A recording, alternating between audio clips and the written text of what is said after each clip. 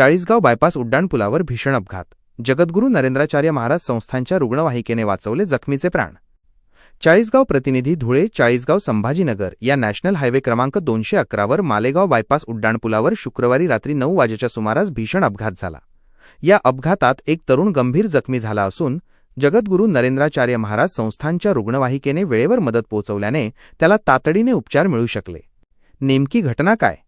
दिनांक 30 जानेवारी 2026 रोजी रात्री सकाळचे 9:10 सुमारास मालेगाव बायपास उड्डाणपुलावर मोटारसायकल क्र. MP.10.ME.2104 आणि ट्रक क्र. MH.4.LE.5391 यांच्यात जोरदार धडक झाली. प्रत्यक्षदर्शींनी दिलेल्या माहितीनुसार मोटारसायकल विरुद्ध दिशेने रॉंग साईड येत असल्यामुळे हा अपघात घडला.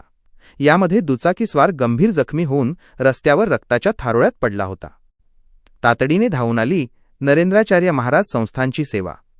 अपघाताची माहिती मिळताच खडकी बायपास येथे उभी असलेली जगद्गुरू रामानंदाचार्य नरेंद्राचार्य महाराज संस्थान नाणीजधाम यांची मोफत रुग्णवाहिका तातडीने घटनास्थळी दाखल झाली. रुग्णवाहिका चालक अनुप राजेंद्र पाटील आणि दक्षता विभागाचे पप्पूदादा राजपूत यांनी वेळ न घालवता गंभीर जखमी तरुणाला रुग्णवाहिकेत टाकून चाळीसगाव ग्रामीण रुग्णालयात दाखल केले. जखमीची ओळख. जखमी तरुणाचे नाव कितीराम बागलाण, वय 35 असून तो बोरी नेपानगर जी. बऱ्हाणपूर येथील रहिवासी आहे.